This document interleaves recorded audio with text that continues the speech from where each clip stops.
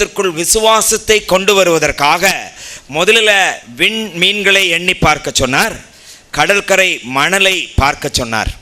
Now watch this. This is very interesting. இத பாருங்க. I really love this. Praise the Lord. Now watch this. When Abraham was 99 years old. How many years old? 99 வயசு. Ask your neighbor, what's your age? Nobody's asking. யாரையாவது வயசு என்னன்னு கேட்டா சொல்லுவோமா நம்ம? The Lord appeared to him and said, I am the Almighty God. Walk and live habitually before me and be perfect. And I will make my covenant between me and you and will multiply you exceedingly. Then Abraham fell on his face, and God said to him, As for me, behold, my covenant is with you. Just give me verse number 4 and 5. Sister. 4வது வசனத்தை படிங்க. 17. உன்னுடன் நான் செய்து கொள்ளும் உடன்படிக்கை இதுவே. எண்ணற்ற நாடுகளுக்கு நீ தந்தை ஆவாய். இனி உன் பெயர் ஆபிராம் அன்று, ஆபிரகாம் என்ற பெயரால் நீ அழைக்கப்படுவாய். ஏனெனில் எண்ணற்ற நாடுகளுக்கு உன்னை நான் மூதாதையாக்குகிறேன். மிக பெருமளவில் உன்னை பலுகச் செய்வேன். உன்னிடமிருந்து நாடுகளை உண்டாக்குவேன். உன்னிடமிருந்து அரசர்கள் தோன்றுவர். தலைமுறை தலைமுறையாக உன்னுடனும் உனக்கு பின் வரும் only up till 5. Only up till 5. 5 வரைக்கும் போதும். Now there is a big difference in verse number 4 and 5. வசனம் 4ற்கும் 5ற்கும் ஒரு பெரிய வேறுபாடு இருக்கிறது. As for me, behold, my covenant is with you, and you shall be a father of many nations. எனக்கும் உனக்கும் இடையே ஒரு உடன்படிக்கை உண்டு. அதன்படி நீ பல நாடுகளுக்கு தந்தை ஆவாய். Now you shall be is a past tense, future tense or present tense. You shall be a father of many nations. Past tense, future tense. I like that. She was stuck to it because you are a grammar teacher. She is very sure. I tried to puzzle her by looking forward, but she was not moving. That's good. It's a future tense. Good. It's a future tense. அப்ப எதிர்காலத்தை குறிக்கிற சொல் அங்கே பயன்படுத்தப்பட்டிருக்கிறது. Now watch this in verse number 5. Neither shall your name anymore be called Abram, but your name shall be called Abraham, for a father of many nations. What have I made you? உன்னை நான் பல நாடுகளுக்கு தந்தையாக ஆக்கியிருக்கிறேன். உன்னுடைய பெயர் இது முதல் Abram என்று சொல்லப்படாது, ஆனால் அப்ரஹாம் என்பது உன் பெயராக விளங்கும். In verse number 4 future tense, verse number 5 past tense. பாருங்க, முதல்ல 4வது வசனத்துல இல்ல எதிர்காலத்தை குறித்த சொல்லும், 5வதுல கடந்த காலத்தை குறித்தும் சொல்லப்பட்டிருக்கிறது இல்லைங்களா? He is also finding it difficult to translate. Praise the Lord. She knows correct. Okay. Now why the difference between the verse number 4 and 5? எதுக்காக இந்த வேறுபாடு 4ற்கும் 5ற்கும்? Verse number 4, I will make you. Verse number 5, I have made you. 4வது வார்த்தையில உன்னை நான் இப்படி ஆக்க போகிறேன் என்ற வாக்குறுதி, 5வதுல உன்னை நான் இவ்வாறு செய்து விட்டேன் என்ற உறுதிமொழி. Why the difference? எதுக்காக இந்த வேறுபாடு? Hello, why the difference? எங்க இருக்கீங்க? விளங்குச்சா? ஏன் இந்த வேறுபாடு? Pre-planned, he is telling. But God has changed his name. God has changed his name. Please listen. For God, please listen to this. Very, very important. For God, most of your problems are here. Watch this. For God, 1,000 years is one day. கடவுளுக்கு 1000 ஆண்டுகள் என்பது ஒரு நாளை போன்றது. So God is the beginning and the end. கடவுள் தான் தொடக்கமும் முடிவும் ஆனவர். He knows the beginning of you, he knows the end of you. உன்னுடைய தொடக்கம் அவருக்கு தெரியும், உன்னுடைய இறுதி நிலையும் அவருக்கு தெரியும். So he can not only see Isaac, but he can see the whole generation till the end. ஆகவே அவர் ஈசாக்கு தோன்ற போகிறார் என்பதை மட்டுமல்ல, அவருக்கு பின் வருகிற தலைமுறை எல்லாவற்றையுமே முன் அறிந்தவராக இருக்கிறார். So God tells him, you are Abraham. ஆகவே அவரை பார்த்து நீ அப்ரஹாம் என்று சொல்லுகிறார். The meaning of the word Abraham is father of many nations. Abraham என்ற சொல்லுக்கு பொருள் பல நாடுகளின் தந்தை என்பதாகும்.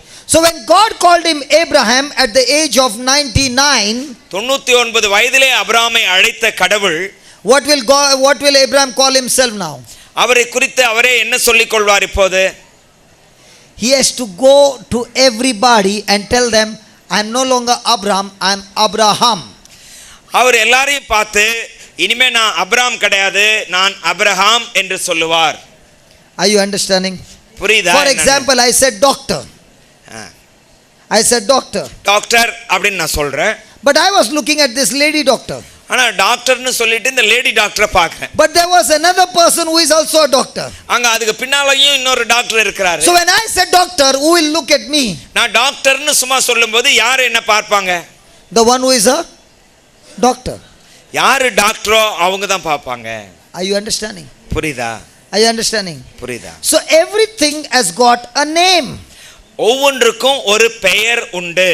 So when God is looking at Abraham, he is saying, you are Abraham. அப்ரஹாமை பார்த்து நீ அப்ரஹாம் என்று அவர் அந்த சொல்லை So now what will Abraham do? இப்போ அப்ரஹாம் என்ன செய்வாரு? If he believes God's word, what will he call himself? கடவுளுடைய வார்த்தையை நம்புகிறவராக அவர் இருந்தால் அவர் தன்னையே எப்படி கூப்பிட்டுக் கொள்வார்? Abraham. So he calls himself Abraham.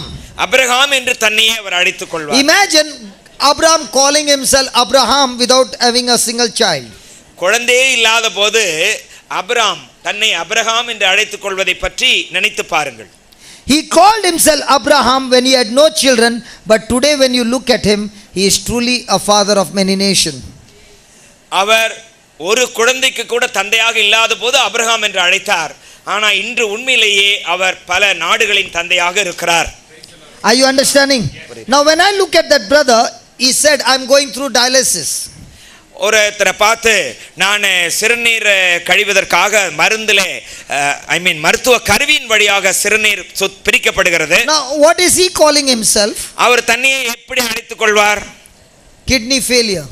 என்னுடைய சிறுநீரக கோளாறு உள்ளவன் என்று அழைத்துக் கொள்வார். So whatever you are calling by faith, you will have the same by faith. நீங்கள் உங்களை என்ன நினைத்துக்கொண்டு அழைக்கிறீர்களோ அதே போல விசுவாசத்தின்படி உங்களுக்கு நேரும். So when you call yourself I am on dialysis, you will be on dialysis till you die. நீங்க நான் இப்படி ஒரு நோயோடு இருக்கிறேன் என்று சொல்லிக்கொண்டு இருக்கிற வரை நீங்க கடைசி வரை அந்த நோயோடு இருக்க வேண்டியதுதான். Please try to understand, Abraham had no one physical evidence that he would be the father of many nations. நாடுகளின் தந்தை என்று சொல்லிக் கொள்வதற்கு ஒரே ஒரு சிறு தோற்றத்தில் ஒரு ஈசாக்கு கூட இல்லாத போது அவர் தன்னை அப்ரஹாம் என்று அழைத்துக் கொண்டார். All he had was the promise of God, and he took that promise and began to move by faith and called himself what God called him by that name. அவருக்கு அன்று துணையாக இருந்ததெல்லாம் ஆண்டவர் கொடுத்த வாக்குறுதி மட்டுமே. அந்த வாக்குறுதியின் துணையை கொண்டு அதன் மேல் வைத்த விசுவாசத்தால் அவர் நான் நாடுகளின் தந்தை என்று தன்னை அழைத்துக் கொண்டார். What are you calling yourself? உங்களை நீங்க என்ன அழைச்சிக்கிறீங்க? Brother bless me. Brother bless me. இவரை நான் ஆசீர்வதிக்கணுமா? Because you believe you are not blessed. ஏனென்றால் நான் ஆசீர்வதிக்கப்படவில்லை என்று நினைப்பதால நீங்க என்ன எனக்காக வேண்டிக்கங்கன்னு சொல்றீங்க. Brother anoint me. என் தலையில கை வச்சு அபிஷேகத்துக்காக ஜெபிங்க. Because you believe you are not anointed. ஏனென்றால் இந்த அபிஷேகம் இல்லை என்று நீங்கள் நினைப்பதால் அப்படி ஜெபிக்க தூண்டுகிறீர்கள். What are you supposed to say? என்ன நீங்க சொல்லணும்? God has called me blessed. கடவுள் என்னை ஆசீர்வதிக்கப்பட்டவள் என்று அழைத்திருக்கிறார். And that is why I am blessed. ஆகவே தான் நான் ஆசீர்வதிக்கப்பட்டவன். God has called me healed. நான் சுகமடைந்தவன் என்று ஆண்டவர் சொல்லுகிறார். And therefore I call myself healed. ஆகவே நான் சுகமடைந்திருக்கிறேன். God has called me anointed. நான் என்னை அபிஷேகிக்கப்பட்டவன் என்று கடவுள் சொல்லுகிறார். So I call myself anointed. ஆகவே நான் அபிஷேகிக்கப்பட்டவன் என்று சொல்லிக் கொள்கிறேன். What are you calling yourself? நீங்க உங்களே என்னன்னு சொல்லிக்கிறீங்க? Young man sitting there, you are calling yourself, I am going through dialysis. All your life you will go through dialysis. நீங்க எனக்கு சிறுநீரக கோளாறு என்று சொல்லிக் கொண்டிருந்தா கடைசி வரை அப்படியே இருக்கிறதுக்காக நீங்க சொல்லிக்கிறீங்க. You got cancer, you're going around and telling everybody, I got cancer, pray for me. What did you call yourself? Cancer. நீங்க புற்றுநோயாளி என்று சொல்லி நான் இப்படி இருக்கிறேன்னு சொல்லும் போதெல்லாம் நீங்க அந்த நோய்க்குரியவராகவே இருந்து விட நினைக்கிறதுங்கதாக அர்த்தம். Did God give you the name cancer? கடவுள் புற்றுநோய் என்ற பெயரை கொடுத்தாரா யாருக்காவது? Who gave you that name cancer? அந்த பெயரை யார் வச்சது? The doctor gave you that name நம்முடைய cancer. மருத்துவர்கள் தான் கொடுத்தாங்க. கடவுள் Now doctor called you cancer patient, you are going around telling everybody, I am cancer patient. Cancer patient என்று மருத்துவர் சொன்னதால் நீங்க பார்க்கறவங்களுக்குலாம் நான் புற்றுநோயாளி என்று சொல்லிக் கொண்டிருக்கிறீர்கள். So many of you will come and tell me, my name is Sakare, Sakare, sugar, sugar, Sakare. Who gave you that name, diabetes? பல பேர் என்னிடம் வந்து சர்க்கரை நோய் எனக்கு என்று சொல்லுகிறீர்கள். அந்த பேர் உங்களுக்கு யார் வச்சது? டாக்டர் தான் வச்சாரு. The priest gave you a name while christening, but now you have taken a new name from the doctor. உங்க ஞானஸ்தானத்துல வேற பேரை குருவானவர் வைத்தார். ஆனா இப்ப டாக்டர் சொன்ன பேரை வச்சு உங்களையே நீங்க கூப்பிட்டுக்கிறீங்க. She was having a new name. அவங்களுக்கு ஒரு புது பெயர் கிடைத்து விட்டது. Everywhere she went and said, I got this slip disc. எனக்கு வந்து முதுகு எலும்பு நகர்ந்து விட்டது என்று சொல்லிக் கொண்டிருக்கிறார். What's your name? உங்க பேர் என்ன? Slip disc. எலும்பு நகர்ந்தவர். What's your name? உங்களுடைய பேர் என்ன? Diabetes. சர்க்கரை நோய். What's your name? உங்களுடைய பேர் என்ன? Blood pressure. ரத்த அழுத்தம். What's your name? உங்களுடைய பேர் என்ன? Cholesterol. கொழுப்பு சத்து நோய். Just touch your neighbor and ask your neighbor's name. உங்க பக்கத்துல இருக்கிறவங்க பேர் கேட்டு பாருங்க என்ன சொல்றாங்கன்னு. Doctor, what is she saying? What's her name? என்ன சொல்றாங்க அவங்க? What is she saying now? She is telling only a baptism name. Then even if you got some sickness in your body, you got to open your mouth and speak the faith and say, God, you told me by the wounds of your son Jesus, I am healed. I call myself, I am healed. I am healed. I am healed. I am healed. ஆண்டவரே, உம்முடைய காயங்களால் நான் குணமடைந்தேன் என்று உம்முடைய திருவார்த்தை சொல்லுகிறது. ஆகவே நான் குணமடைந்தவன் என்று சொல்லி நீங்கள் உங்களை பரித்து சொல்லிக் கொள்ளுங்கள். Now, do I look like a handicap? என்ன பார்த்தா எனக்கு ஊனமுற்றவர் போல தோன்றுகிறதா? Watch this, sister. Do I look like a handicap? எனக்கு ஏதாவது ஊனம் இருக்கிறது போல தெரியுதா? I am not supposed to stand more than 45 minutes according to medical terms because this leg of mine is broken. எனக்கு ஒரு கால் உடைந்த காரணத்தினால நான் 45 நிமிஷத்துக்கு மேல நின்னுட்டு இருக்க கூடாது என்று மருத்துவர்கள் சொல்லிவிட்டார்கள். I am not supposed to walk only more steps, only a few yards. கொஞ்ச தூரம் தான் நான் நடக்கலாம், அதுக்கு மேல தொடர்ந்து நடக்க கூடாது என்று அவர்கள் சொல்லி இருக்கிறார்கள். Thank God there are 5 doctors here. நல்லவேளை அங்க 5 டாக்டருங்க இருக்காங்க. So let me ask the youngest doctor. கடைசியா அதுல இருக்கிற எல்லாமே இளம் doctor. She must be saying, God, why did I come? அவங்க சொல்லுவாங்க ஏன் தான் இந்த மீட்டிங்க்கு வந்தனோ என்று. If the cartilage is torn, அந்த எலும்பில் இருக்கிற ஜவ்வு கிழிந்து விட்டால் and the ligament is broken, அங்க அதை இணைக்கிற தசை நார்கள் முறிந்து விட்டால் and the knee comes out of the cap, அங்க முழங்கால்ல இருக்கிற அந்த பட்டைலா வெளியே வந்து விட்டால் is that patient having pain in his legs, sister? அவங்க கால்ல வலி இருக்குமா டாக்டர்? வலி இருந்துட்டு. What about the doctor last behind? பின்னால இருக்க டாக்டர் என்ன சொல்றீங்க? கால் வலிச்சிட்டு இருக்குமா? Yeah, good. Now, will that patient ever be able to jump? அவங்க குதிக்க முடியுமா? Hello doctors, you understand what I'm saying. The other people won't understand, but I'm asking you. Will the person be able to jump? அவங்க குதிக்க முடியுமா? தாவி குதிக்க முடியுமா? Will that patient be able to run? அவங்க ஓட முடியுமா? Now watch this. இப்ப பாருங்க.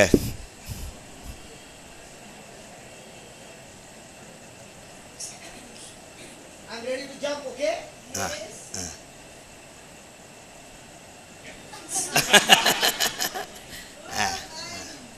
Look at this.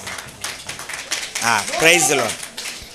பாருங்க, இப்படி எல்லாம் மருத்துவர்கள் முடியாது என்று சொன்னதையெல்லாம் அவரால் எங்க முடிகிறதை காட்டினார். if a person has got that kind of a problem and he does that, he will land up in the hospital and he will break his leg. இப்படி இருக்கிற ஒரு நோயாளி இந்த மாதிரிலாம் குதிச்சா மீண்டும் ஆஸ்பத்திரிக்கு போய் தான் படுத்துக்கணும். Is it right? And he won't be able to do that because he will be screaming in pain. ஏன்னா அவங்க அப்படி செய்யவே முடியாது. ஏன்னா செய்ய தொடங்கும் போதே பயங்கரமா வலிக்கும். I have been operated for my leg but it did not get healed.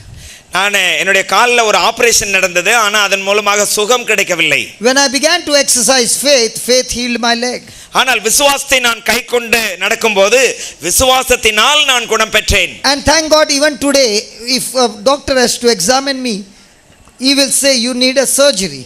இப்போ கூட காலை ஒரு மருத்துவர் சோதித்து பார்த்தா உங்களுக்கு ஒரு அறுவை சிகிச்சை தேவை என்று தான் சொல்லுவாங்க. And the doctors are still wondering how I'm standing for more than 18 hours a day. ஒரு நாளைக்கு 18 மணி நேரம் எப்படி என்னால நிக்க முடியுது என்று அவர்கள் ஆச்சரியப்படுகிறார்கள். That's what faith does. இதைத்தான் விசுவாசம் நமக்காக சாதித்து தருகிறது. மூன்று காரியங்கள். 3 things. மூன்று காரியங்களை செய்கிறது. God showed him the stars. அவர் விண்ணின் மீன்களை ஆபிரகாமுக்கு காட்டினார். God showed him the sand. கடற்கரை மணலை காட்டினார். So the picture before your eyes, அவருடைய மனக்கண் முன்னால் இருக்கிற படம், the word of God before your eyes, அவருடைய இறை வார்த்தை அவருக்கு முன்பாக, you keep on speaking out of your mouth, உங்களுடைய வாயின் வார்த்தையாக அந்த வாக்குறுதியை பற்றி பேசிக்கொண்டே இருங்கள். and that same word you are hearing, அந்த வார்த்தையை நீங்கள் உங்கள் காதால் கேட்கிறீர்கள். so the word of God before your eyes, இறை வார்த்தை உங்கள் கண் முன்னே, the word of God in your mouth, இறை வார்த்தை உங்களுடைய வாயின் வார்த்தையாக, and the word of God entering your ears, இறை வார்த்தை உங்களுடைய காது வழியே will turn impossible things possible in your life. இயலாது என்று நினைக்கிற காரியங்களை இயலக்கூடியதாக இவை மூன்றும் செய்துவிடும். So if you are looking for your son to be healed, உங்களுடைய மகன் நல்லாகணும்னா you must keep the promise before your eyes. நீங்க அவனை பார்த்து சொல்லுங்க. You must keep the promise in your ears. உங்களுடைய காதுகளை குறித்து நீங்கள் கேட்டதை நடத்தி காட்டணும். And you must speak the promise with your tongue. உங்களுடைய வாயின் வார்த்தைகளாக இறை வார்த்தையை பேச வேண்டும். The brother who is in charge of Goa, கோவாவை பற்றி ஒரு பொறுப்பில் இருக்கிற சகோதரர், he got a son. அவருக்கு ஒரு மகன் உண்டு. We named him Daniel, the prophet. தானியேல் இறைவாக்குனர் என்ற பெயரை அவருக்கு வைத்தோம். I always call him Prophet Daniel. அவர் எப்போது நான் இறைவாக்குனர் தானியேல் என்று தான் கூப்பிடுறது. Now watch this. Daniel would not speak a single word. தானியேலுக்கு பேச வராது. He was not speaking a single word. அவன் வாயின் வார்த்தையாக எதுவுமே பேசவில்லை. Hallelujah. Hallelujah. And everybody began to tell him, your son doesn't speak a word. எல்லாரும் என்ன சொன்னாங்க, உங்க மகன் பேசுறதே இல்லை என்று சொன்னார்கள். Now if everybody is saying these things, what happens to the parents? இது இப்படியே சொல்லிட்டே இருந்தா அந்த பெற்றோர்களுக்கு என்ன ஆகும்? God bless them, they were the Bible students, they were my students, they are my students. அவங்க எல்லாரும் என்னுடைய விவிலிய கல்லூரி மாணவர்கள். No matter how many people told them, your son is now nearly 3 years old and is not even speaking mummy. 3 வருஷம் ஆகிற அந்த குழந்தை அம்மானு கூட என்ன கூப்பிடுறது இல்ல. What's happened to your son? என்னாச்சு உங்க பையனுக்கு? They would only smile and say, he is a prophet Daniel. அவங்க சிரிச்சுக்கிட்டே என்ன சொல்லுவாங்க, அவர் இறைவாக்குனர் தானியேல் என்று மட்டும் தான் சொல்லுவாங்க. And they would always tell, my son is a prophet. எப்போதும் என்னுடைய மகன் இறைவாக்குனர் என்று சொல்லுவார்கள். One day he opened his mouth and spoke a word. ஒரு நாள் அவன் வாய் திறந்து ஒரு வார்த்தை சொன்னான். Now if you go and meet him, he is only talking and talking and talking and talking and talking. இப்போ அவனை போய் பாத்தீங்கன்னா அவன் ஓயாமல் பேசிக்கொண்டே இருக்கிறான். This brother of mine told me, if it would have been any other couple, they would have taken him to so many doctors. They would have said, my son is dumb, and they would have opened their mouth and spoken the wrong words, prophesied the wrong words and destroyed their son. ஒருவேளை அவங்க வேறு ஒரு பெற்றோராக இருந்தா அவனை பல வகையான மருத்துவரிடம் கூட்டிட்டு போய் என்னென்ன சிகிச்சை முடியுமோ அதையெல்லாம் பண்ணி அவனை இப்போது பேசுவது போல் இல்லாமல் வேறு வார்த்தைகளை தவறாக பேச செய்திருக்க கூடும். Today Daniel is only talking. இப்ப தானியேல் பேசிக்கொண்டே இருக்கிறான். Imagine for the parents to wait up till 3 years and the son has not spoken a word. 3 வருடங்களாக பேசாத மகனுக்காக காத்திருக்கிற அந்த பெற்றோரை குறித்து நினைத்து பாருங்கள். How much of patience? எவ்வளவு பொறுமை அவர்களுக்கு. How much of holding on to the promise? இறை வாக்குறுதியை பற்றிக்கொண்டு இருக்க எவ்வளவு பொறுமை அவர்களுக்கு. They never call him by the name Daniel, they call him prophet Daniel. தானியேல்னு எப்பவுமே கூப்பிட மாட்டாங்க, இறைவாக்குனர் தானியேல்னு தான் கூப்பிடுவாங்க. Because when I call him prophet, he is supposed to prophesy in the name of Jesus. இறைவாக்குனர் என்று அவனை சொல்லி அழைக்கும் போது இயேசுவின் பெயரால் அவன் இறைவாக்கு உரைத்தாக வேண்டும். When God called Abraham, அபிரகாமை பார்த்து அபிரகாம் என்று இறைவன் அழைத்த போது, he called himself Abraham, அவரையே அபிரகாம் என்று அழைத்துக் கொண்ட போது, and he then became Abraham. அப்போது அவர் அபிரகாமாக உருவெடுத்தார். You call yourself healed first, அவரையே நீங்க சுகமடைந்தேன் என்று முதலிலே சொல்லிக் கொள்ளுங்கள், and then you get your healing. அதற்கு பிறகு உங்களுக்கு சுகம் கிடைக்கிறது.